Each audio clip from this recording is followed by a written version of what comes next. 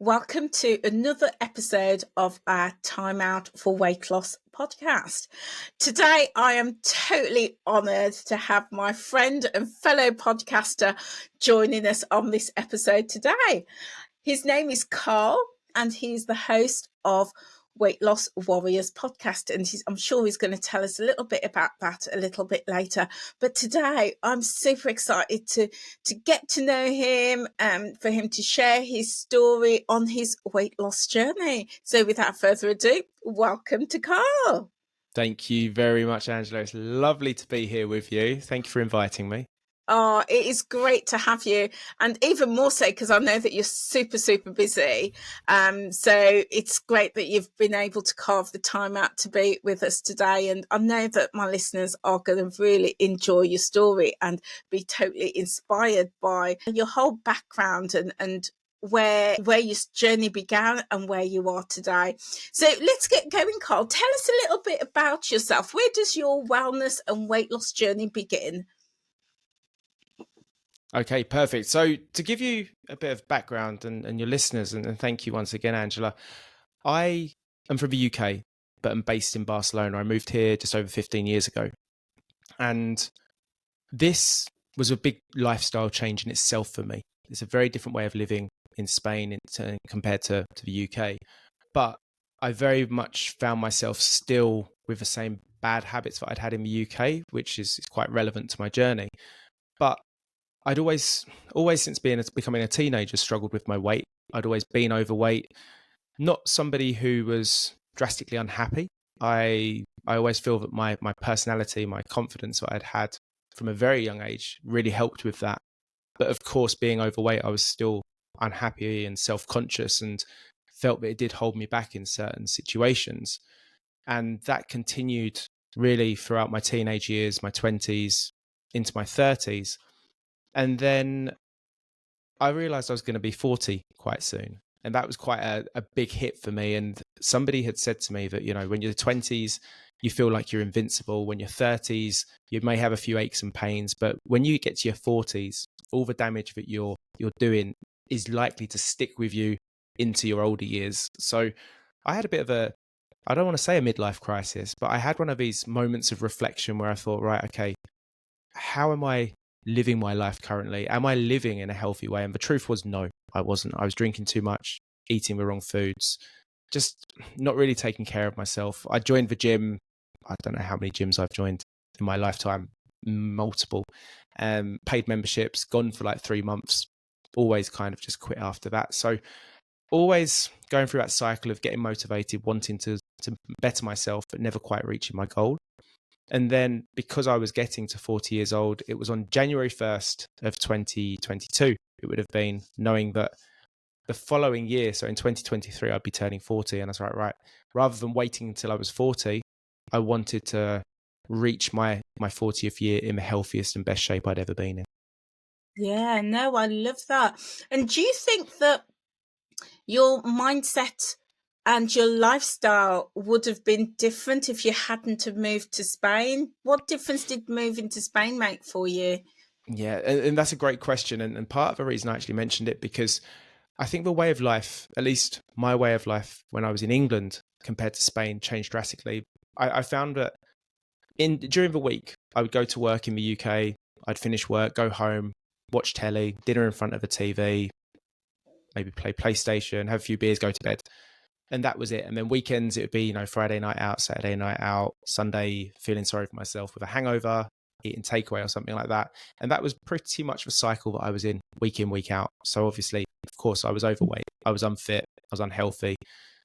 But when I came to Spain, I realized that there's much more life outside.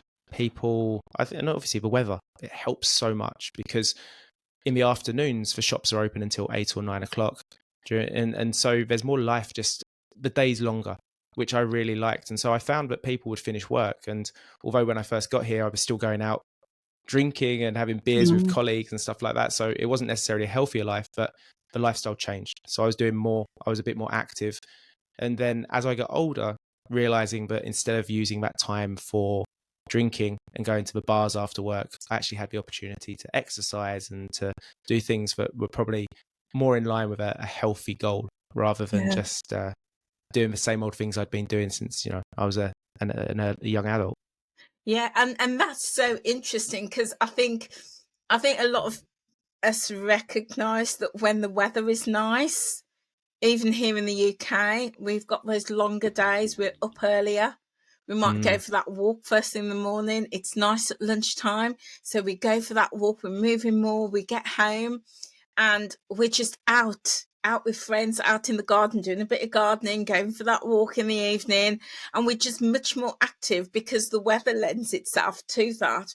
But come the winter, now I know it's autumn now, October, and it's dark in the mornings, it's cold at lunchtimes, it's dark in the evening, and we just stay in. We stay in, so we're not as active. So that's what was making me think whether being in Spain and you have the longer days and the brighter days, and the warmer weather, whether that made a difference to your lifestyle. And you're Yeah. saying yes, it did. Yeah, Yeah. absolutely. It does, because you just, I don't know about you, Angela, but I'm in a better mood in the summer. Yeah. And I think, people talk about, I think it's SAD is the abbreviation, but, seasonal, a disorder where people feel, less happy, more likely to be depressed in the winter months. Because like you say, the nights draw in earlier, the weather's rubbish a lot of the time. So I do feel very grateful and full of appreciation that I get to appreciate those longer evenings still, the warmer weather. And it does and has made a big difference. I think it may also have impacted my ability to actually lose the weight and maintain a healthier lifestyle. Yeah. So tell us about that. Tell us about your weight loss journey. Did you always have a challenge with weight, or did that come on in later life? So I can tell you the very first time I became aware that I was perhaps heavier than my school friends, and I'd never really seen myself as a chubby kid. And if you look back at photos of me when I was, 7, 8, 9, 10, I wasn't. I was very skinny, and I just, a normal child, I'll say, in terms of my weight. I was, for my height, probably weighed what I should have. But then I think just as puberty started, I remember the final year of junior school, and there was a fashion show. And this school fashion show, all the parents came along to it, and the children, ourselves, myself included, were models, and we had to wear these clothes on the catwalk. It was all very exciting. Me, like I mentioned, I was very outgoing and confident, so I really enjoyed it. And then the parents could buy the clothes if they wanted to. And after the show, we all went down, met our parents. All the parents were having cups of tea and stuff and talking. And one of my friend's dads was talking to my mum. And as I came up, he went, "Oh, well done, Cole." Yeah, he said, "Well, you've certainly got a pair of footballer's thighs, haven't you?" And My goodness.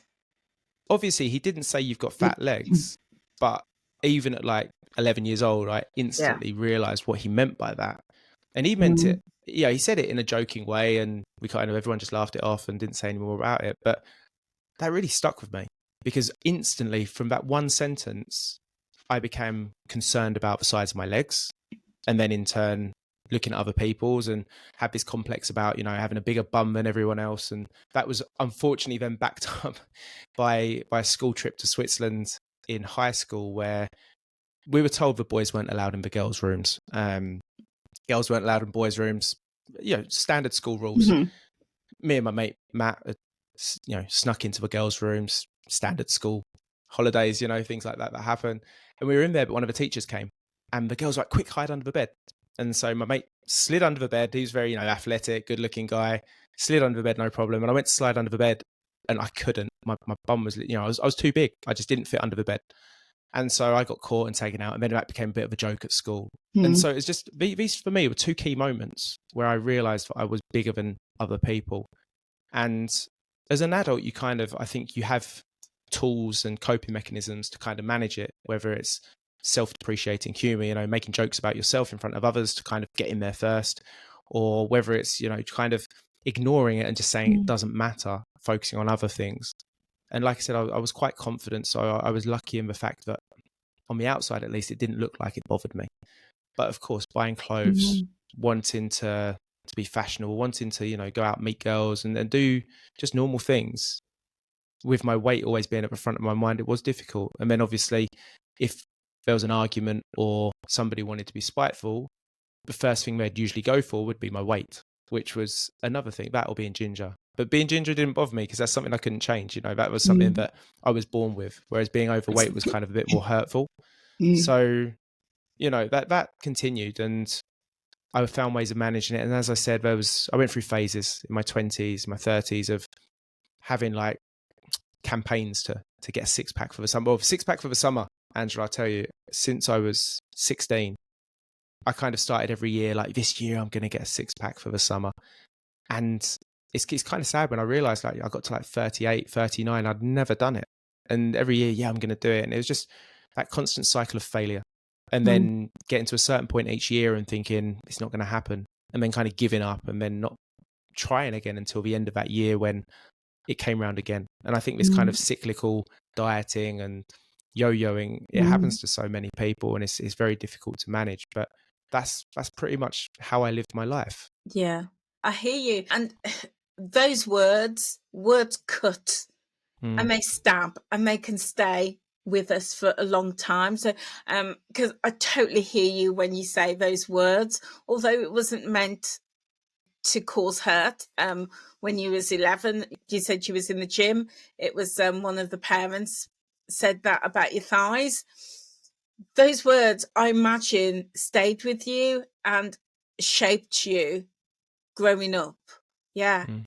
So Absolutely. what did you do to sort of move past that? Because what I'm hearing from you is that it had an impact, and you starting and ending the diet, starting, ending the gyms. What did you do to sort of move past those hurtful thoughts and feelings and this cycle of yo-yoing? Okay, so I think, and I'm not, I feel like I need to say this, but I'm not going to blame the hurtful comments on my lack of reaching my goal. I want to own that. I think it's right that I own that and say that, the reason I didn't reach my goal was because I never, I think, worked on the right things as part of my journey. I've always gave myself a plan to follow, set myself up to unrealistic goals, really. But, I went from zero to gym 5 days a week, eating salads, and just like so many people do. And it wasn't sustainable. It wasn't enjoyable. And so all of these small little details that eventually amalgamated to me giving up and thinking I'm not enjoying it, because it wasn't a lifestyle. I was on a diet. And for me, that was a place of restriction, when I was so used to going out with my friends, eating, drinking. And then all of a sudden I'd be like, no, I'm not drinking this weekend. And as a guy in his 20s going out with his friends, I was very lucky to have, a good group of friends and be quite social. It was never going to last for a long time. So in order to make it sustainable, and when I had this moment of panic that, I was going to be 40 in the following year, I realized something had to be done differently, because I looked back at that pattern and realized that I was doing exactly the same thing every single time. Yeah. And it wasn't I was never getting to my goal. And so I thought, okay, what haven't I done? What should I do differently? And I started looking around, and it seems such a simple, especially when we talk about a bit later about how the evolution of, becoming a podcast and a podcast host and a coach myself has happened. I'd never really looked at my mindset. I'd never really looked at how my relationship with myself, I'd never really looked at my relationship in terms of wanting to be healthier. It was just like, right, I'm going to follow this process. I want to lose weight, to be slimmer and have a six pack. And it was very, very vain when you look at it from that point of view. But I also felt that once I was skinny, I would be, skinny or skinnier, I would be happier and accepted. So I started looking at my mindset and realizing that I'd been setting myself up for failure. I started looking at ways that I could maybe introduce a healthier lifestyle for the long term, because this was the first time, normally it was like, okay, lose as much weight as quick as possible. Whereas this was January 2022 for a goal that wasn't happening until October 2023. So it was, a year and 10 months away, almost 2 years away. And I thought, if I just try and lose as much as quick as possible, I know what's going to happen. So I thought, okay, I've got a long time to do this. Let's make some permanent change. So I started looking at mindset. I started looking at how I could reinforce my beliefs, change my beliefs, discover my beliefs, to be honest with you, have the right values in place in order to start living like someone who was living a healthy life, as opposed to somebody with an unhealthy lifestyle being on a diet. So they were the first changes I started to make, small changes over a long period of time. I love that. I love that. Let me ask you, Carl, did you follow? There's so many different plans and programs and methods and systems out there. Did you follow any of those? So yes, I tracked, well, not really a system or a plan. I tracked my calories and tried calorie counting because as a 15-year-old kid, I'd gone to Slimming World with my mum when, and that wasn't a fun experience. I've tried keto. I've tried the Atkins diet, the Dukan diet. Mm-hmm. I've tried various diets throughout the time of restriction, and it wasn't really helping me because there were always things I missed. There were always things I was waiting for the diet to finish so I could start enjoying again. Whereas with calorie counting, the way it was explained to me was really quite inviting. You've got a budget, a calorie budget, and you can eat whatever you want as long as you stay within that budget every day. I was like, okay, I'm going to try that. And I'll be honest, I was very boring to begin with. I would prep the same thing for 4 or 5 days in a row and sometimes eat that twice a day. But it kind of took the thinking out of it. I was staying within my budget. I wasn't going hungry. And I was still allowing myself to, have a beer or, it got to Friday and I would maybe have a lighter lunch. And so I could have a pizza or a steak or something in the evening. And so that in itself was a system that worked really well for me. I love that. I love that. Because, I always say on this podcast that there isn't one road to success. We're all different and it's finding what works for us. And, and that's the key. Whatever works for us is right for us. So I love that you found your path to success with calorie counting. Yeah, love that. But I mean, you said so many golden nuggets earlier, particularly around mindset. And funnily enough, I was just saying to my friend this evening that weight loss doesn't begin with the food on your plate. It's an important part, and a lot of people think it starts there, but it doesn't. It starts with the mindset. Would you agree with me? 100%. And, the journey that I've been on since making small changes, starting to believe in myself more, building my confidence, looking at the way I speak to myself. And this has been probably one of the biggest changes or shifts. Instead of talking to myself in a negative way, there's still negative thoughts that come up. There's still feelings of failure and feelings of doubt, but they'll always exist. But knowing that I can overcome those and I don't have to buy into them has been a huge, huge help for me. And so that kind of momentum, whereas before the momentum would kind of drag me down and spiral downwards in, okay, you're starting to fail, you went out and drunk too much this weekend. So then the next weekend came say, well, you did it last weekend, you're going to do it again. And then it would go to like an abandonment of my diet.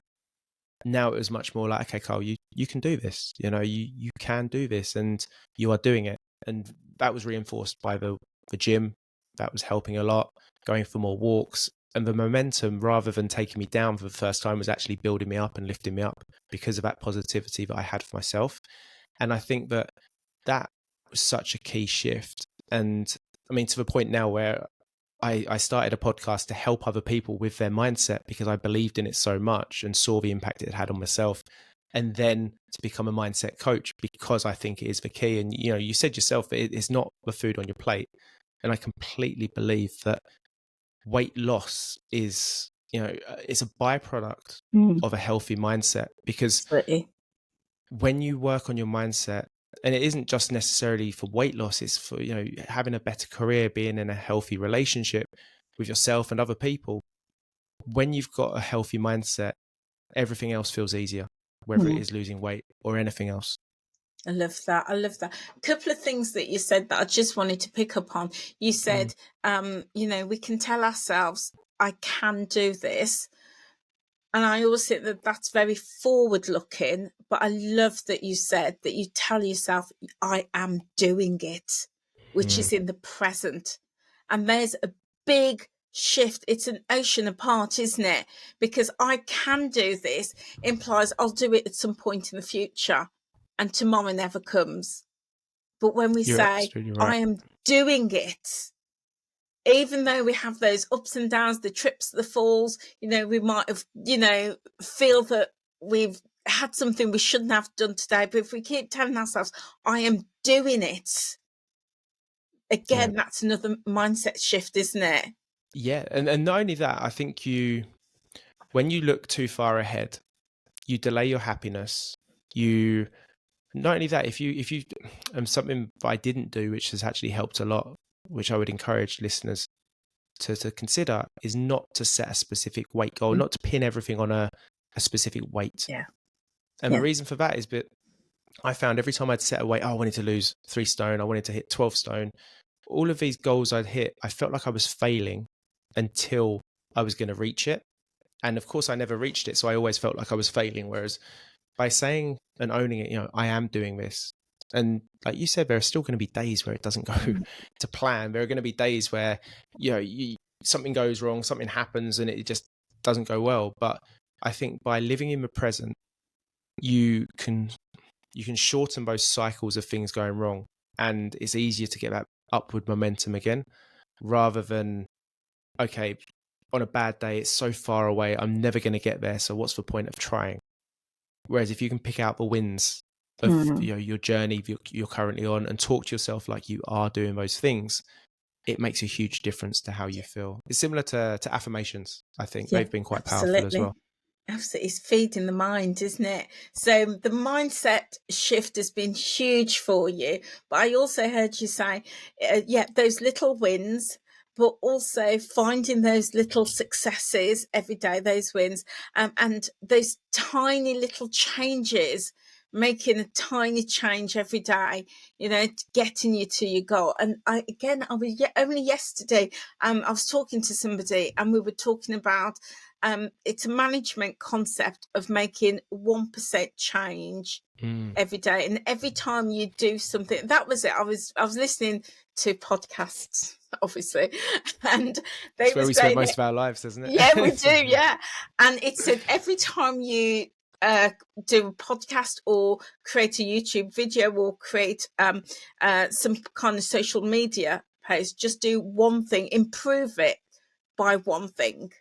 And it's that tiny, those micro step changes. And again, you've applied that to your health and wellness journey, just making those small pivotal changes every day. Yeah. So are you near your goal? So I keep moving my goal, to be honest with you, Angela. So I feel like, because I started this and I literally last week celebrated my 41st birthday. Congratulations. So it's thank you very much. So for me, it was another moment of reflection, because when I got to 40 last October, I was at the healthiest, the fittest I'd ever been. So I really felt like I'd achieved my goal. But then the danger after that, which happens for so many of us, you hit the goal and then you kind of take your foot off the gas and you think, okay, I can relax now.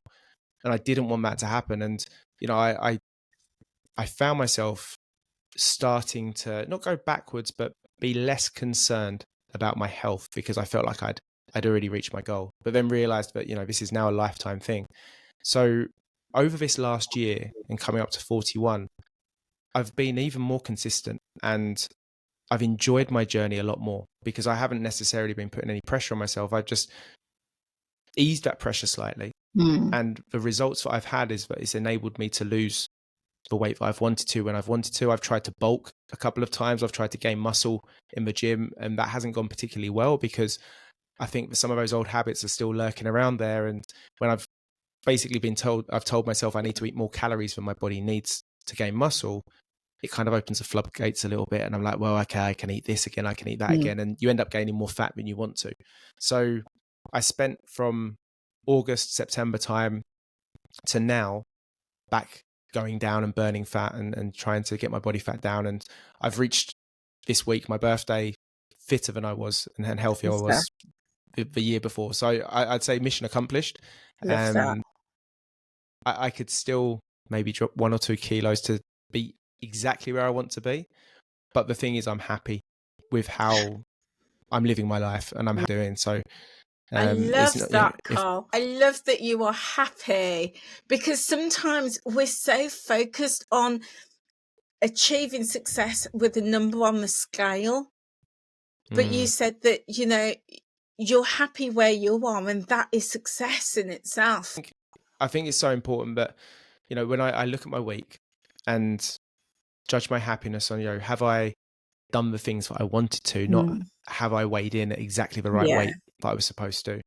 And it also allows me, it's been my birthday, and so I've eaten more than I normally would. I've gone out. I've actually, another part of my journey is 5 months ago I stopped drinking alcohol, and that was only for a few weeks, but that's now, today is actually 5 months since I stopped drinking alcohol. So that's had another positive impact on my health journey. Congratulations. It's thank you. I'm really quite proud of it, because there were parts of my life where I drank a lot, far too much, especially my younger years. But it was more like the frequency, like to have 2 or 3 beers every night, just chilling out. And I realized it made me sluggish, and maybe that's my age, getting a bit older. My body didn't deal with it as well. And it's things like that that I now measure my happiness with, because I can get up in the morning and go to the gym or go out for a walk or just go and have a coffee sitting outside, but I feel good doing it. And that for me is where the true success has come from, not how much I weigh. Yeah. Oh, that's music to my ears. I love that. I love that, because it's so easy to miss all the bigger picture, isn't it? The happiness, how we feel, the relationships, all of those things, because we're so focused on that darn number, which is moving constantly anyway, So I love that. I love that, because I saw on your Facebook page that you had, at the time, I think you'd gone 100 days or something, was it? I think this is a while ago. You did 100 days without drinking. I was like, wow, congratulations. It's now 150, and amazing. No sign of stopping. So, and the thing is now, I've looked at all the things that I've done this summer without drinking, and there are so many moments where I said, okay, I'm going to stop drinking for a few weeks, but this is happening. I had a wedding. That was the first one. I have a wedding to go to, so I'm sure I'll drink at the wedding. And I didn't. And I felt absolutely fine. I had a great time. And then the next one was like a carnival fiesta in Spain. I was like, but I always drink at that, so I'm sure I'm going to drink, and I didn't. Then it was a trip to the UK, so I'm definitely going to drink when I'm in the UK, and I didn't. And now I just had my birthday, and I didn't. So I've really ticked off all the main events, social occasions where I would normally drink, or at least I thought would be the biggest challenges. And quite honestly, I've not missed it one little bit. So I think this is, for me, a permanent change, and we'll see. But I just feel it started with one tiny habit of one thing of not drinking for a day, then 2 days, then 3. That step change. Those 1%. It's all about those 1% changes, like you said, because I think if I'd have said at the beginning that I'm not going to drink for a year, I'd have put so much pressure on myself, built an expectation, and not only that, but then the whole goal would be to not drink for a year. It wouldn't be to stop drinking to make myself healthier. And that's a similar thing with weight loss as well, I think, that we say, I'm going to lose 3 stone. And then all of a sudden, the goal, the achievement, everything we attach our effort to is hitting 3 stone. We don't stop to think, well, my risk of type 2 diabetes is going to go down. I'm going to be easier to move around. I'm going to be fitter. I'm going to probably have more energy. All of these other benefits that come, we stop looking at those, which I think is such a shame. And, I'd encourage anyone to do. Yeah, I love that. And just thinking about the alcohol, I have a client of mine, and it's Sheila on podcast number 2. And she shares where she decided to go for a week without eating crisps. Then it turned into 2 weeks without eating crisps. And now she's gone a whole year. Well, it's past a year, well over a year without eating crisps. But again, it's that tiny step change. Whereas if she'd have been like, I'm going to go for a year without eating crisps, that's hard. That's setting ourselves up, isn't it? So it's that tiny, tiny step change. So, Carl, I love that. So I know that you run a podcast. Tell us a bit about that. I'd love to. Thank you. It's one of the things I enjoy talking about the most, obviously after my wife and kids. But after I'd spent like 8 months of 2022 looking after myself, reducing my weight, and becoming healthier, we always go to the UK to spend a couple of weeks with family. And I was having a conversation with my mum, who suffered with her weight. She suffered with depression since she gave birth to me, so quite a few years. But she'd never reached her goal, and she'd been going to Slimming World for maybe like 10 or 12 years, and her weight had gone up and down. And keeping in mind now, I know so much more about it. But I'd said to her, I said, like, why do you bother going when you've never hit your target? You know, what's the point of paying every week? What's the point of going every week? And she said to me, Carl, like, I get really lonely in between sessions. And if I didn't have that accountability, if I didn't have that to look forward to every week, I'd probably be twice the size what I am now. And she meant it, you know, even though she'd never hit her target, it gave her that point of reference, that thing to circle back around to every single week. Whereas without it, there would be nothing really to work towards in the way that she was seeing it. And that's how, you know, her mindset was. And that night, it just really stuck me. First of all, I felt really guilty as like her son, like not supporting her perhaps as much as I should have or could have done. But not only that, I started thinking about my own journey and how I'd also felt like that in some aspects, and then started thinking about how many other people as well probably got lonely, who didn't feel supported, didn't feel able to reach their targets, just felt down about the fact that losing weight was such a difficult thing for them to achieve. And from that, I started looking for podcasts that were celebrating success stories, because let's be honest, everyone loves a success story to get the motivation. Everyone loves hearing about how somebody else was able to do it, to give you that hope and that inspiration for it to happen to you. And I couldn't find a single podcast that just focused on success stories. And I was like, do you know what? I'm going to do it myself. And I started the podcast. Within 4 weeks, I had my first episode recorded. And that was just over 2 years ago now. In September was the 2nd year anniversary of the podcast. And then a year into that journey, people were reaching out to me, asking me for more support, asking me questions, and I didn't feel qualified to kind of answer that. So I started studying to become a coach. And I now have a podcast, and I also coach clients on a one-to-one basis, helping them to change their mindset in order to reach their weight loss goals and to make yo-yo dieting a thing of the past. So I love that. It's become my passion. And I think you can probably recognize as well in everything that you do, that when you feel that, when you discover that thing, it sounds corny, but I believe it 100%, but I found my calling. Yeah. And it's now a game of trying to move away from my corporate job and focus on this full time. And that's the transition period I'm in at the moment. I love that. I love that. What's the name of the podcast, Carl, for our listeners? Of course. So the podcast is called Weight Loss Warrior Podcast. It's available on all platforms, Spotify, on Apple Podcasts. If you just search for Weight Loss Warrior Podcast, you should be able to find it. Or my name, Carl Radley. I've done the searches. I am the only Carl Radley on Spotify and Apple. So you can find me there, or come and see me on Instagram as well. And my account name is Weight Loss Warrior Podcast. And I'd love to welcome you to listen to an episode, or if you have any questions, to reach out to me. Oh, brilliant, brilliant. And I will just say, I found your podcast probably about well over 12 months, and I've listened, apart from the last 2 or 3, because I've been away, but I've listened to every episode, and I sort of, binge listen to them, and I absolutely love your work and all the stories and all the different angles and aspects. So guys, if you've not found Carl's podcast, please go over and check it out and listen. I know you're going to take inspiration from all of those stories. They're absolutely fantastic. So yeah, brilliant.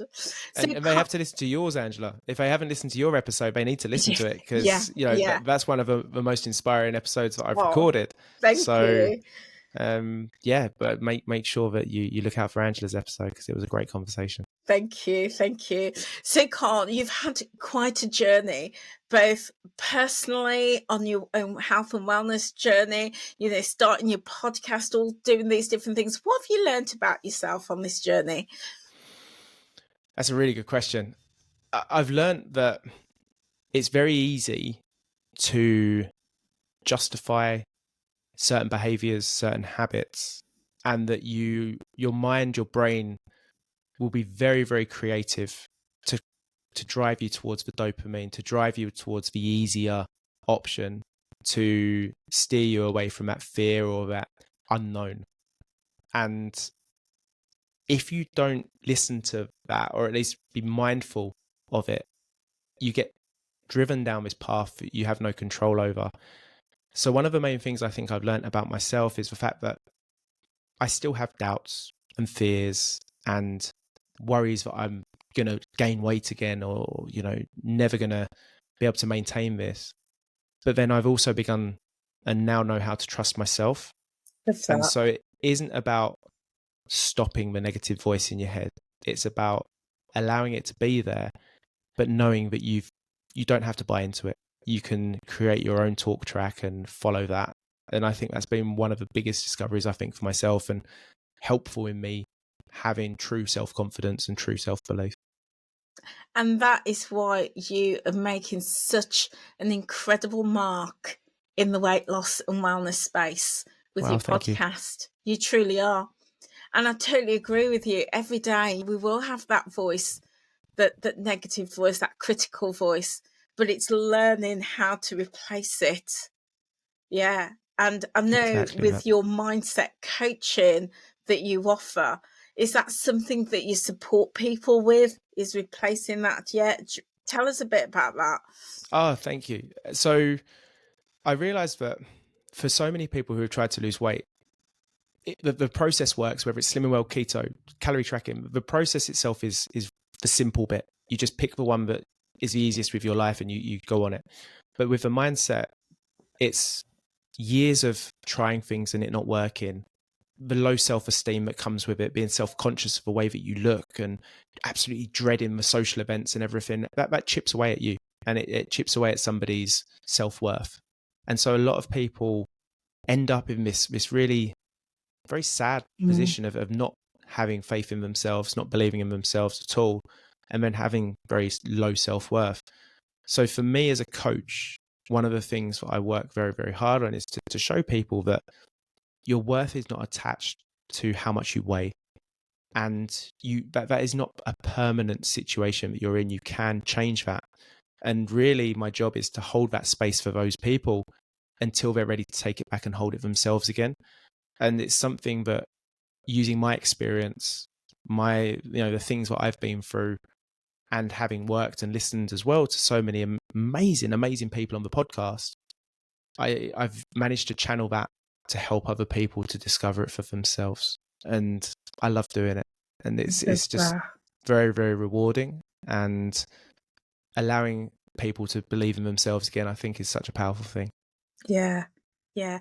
And I imagine as coaches, when we see people take that space back for them, reclaim their power, that is the best feeling ever, when we see people grow into who they truly should be and want to be.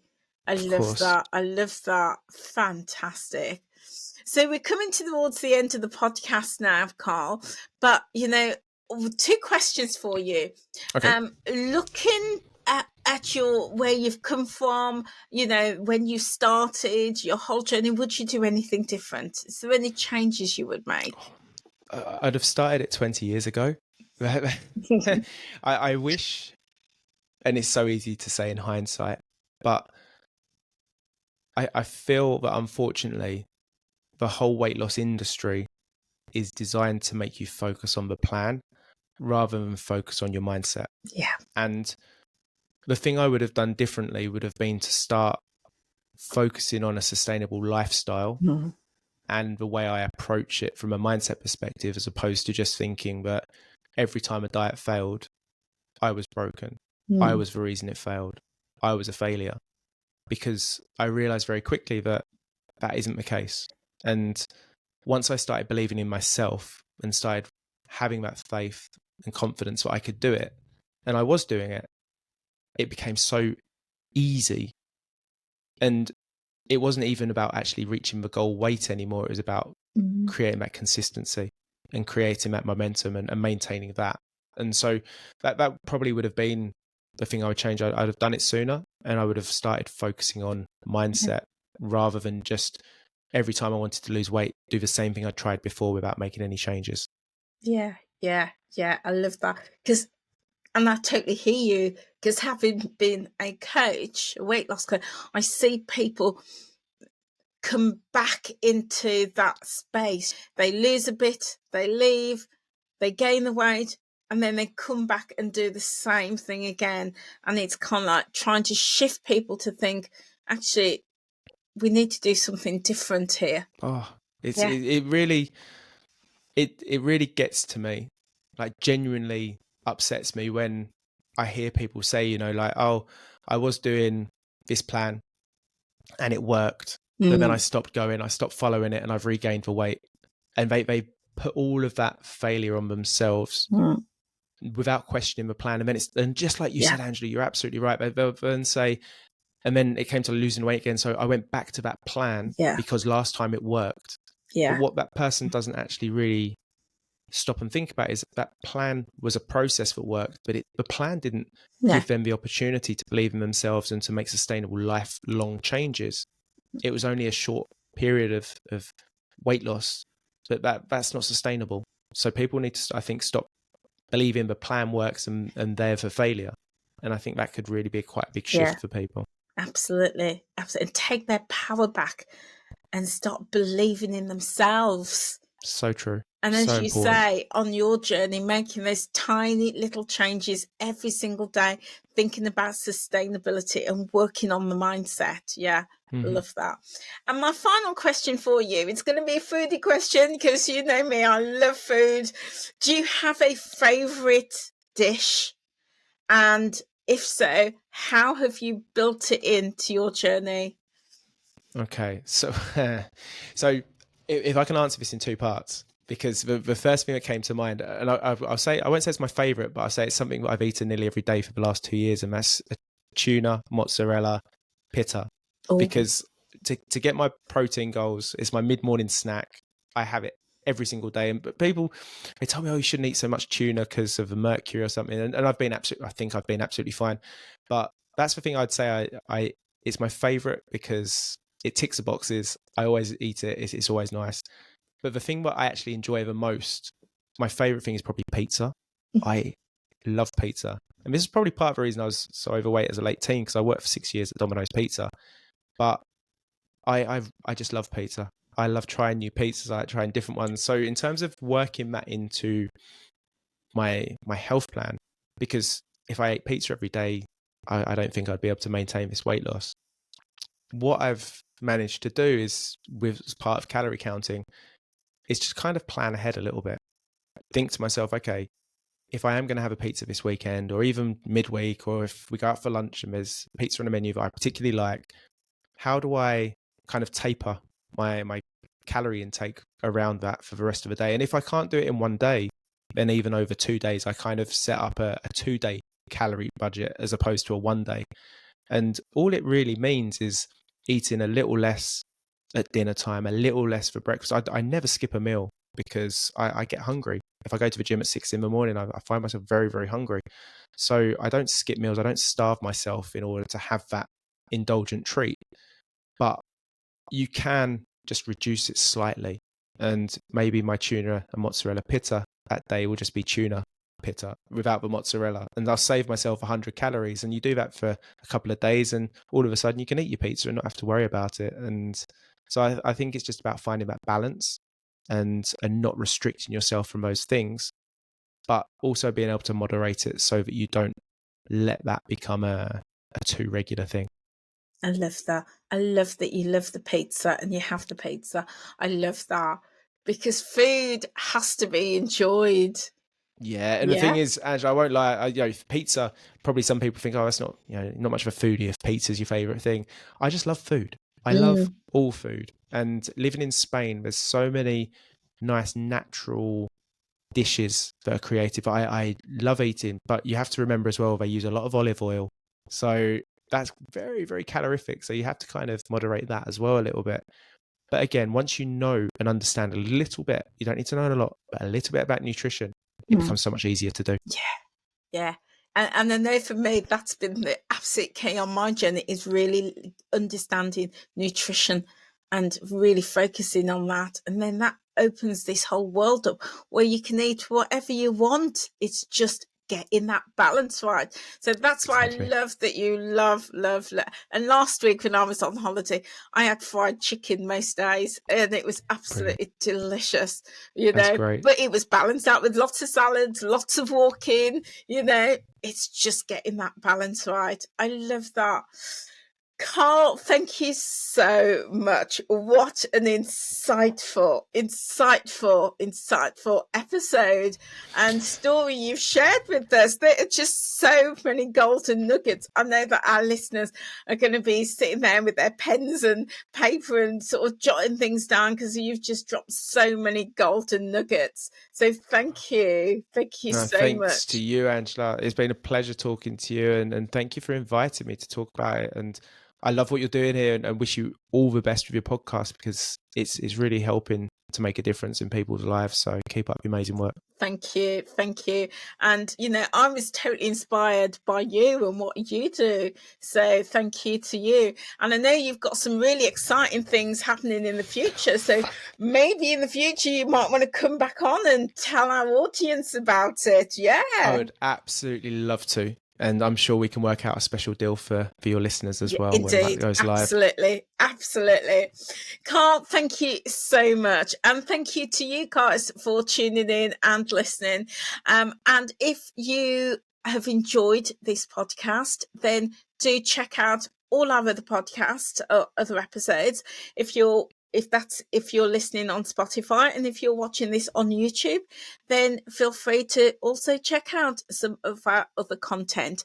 And we look forward to being back with you soon. Guys, thank you so much. Have a wonderful, wonderful day, whatever you're doing, and we will see you very soon. Take care now.